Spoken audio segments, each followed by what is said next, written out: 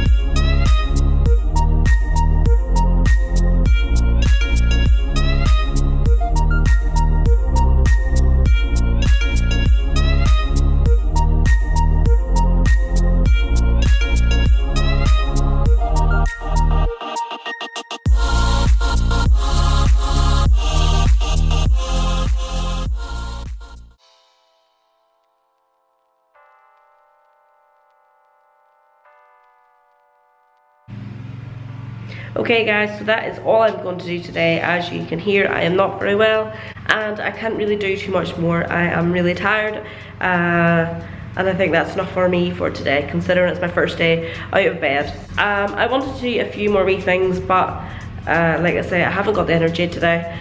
The exhaust came up okay. I'm sure you guys can appreciate that I don't have all my cleaning stuff here at home and some of it is still in the garage. I was planning on waxing the car as well, but it doesn't really need it just yet, and like I say, I'm just too tired.